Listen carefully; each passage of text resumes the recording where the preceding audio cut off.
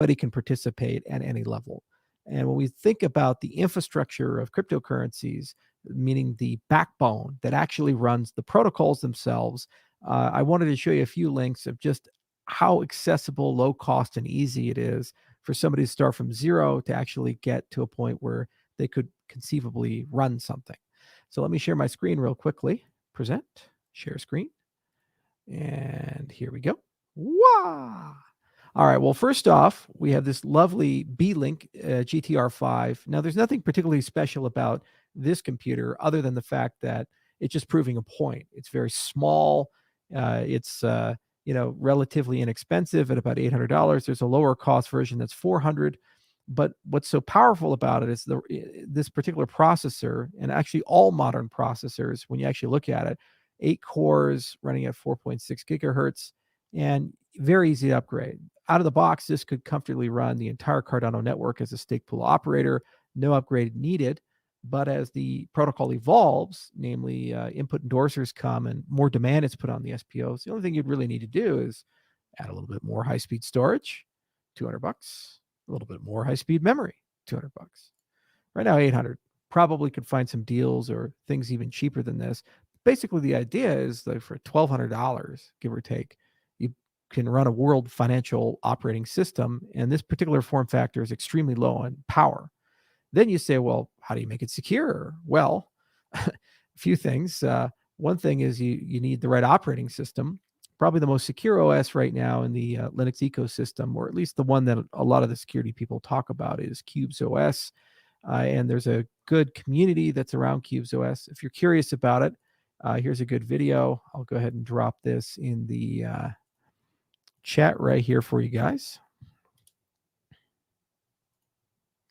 So you just have the link there. But basically, Cubes OS is a security operating system. And if you want to learn a little bit on how to use Linux, there's a free class that's actually on edX from the Linux Foundation, Introduction to Linux. Kind of takes you where you need to go. Then you'd be able to read the Cubes OS introduction. And there's a bunch of tutorials and documentations and these types of things. And then finally, access control to your little computer system. NitroKey, open source. So basically, it's like YubiKey, but all the shit's open source. And it does pretty much everything from secure login and litany of other things. Made in Germany, no backdoors, all that stuff.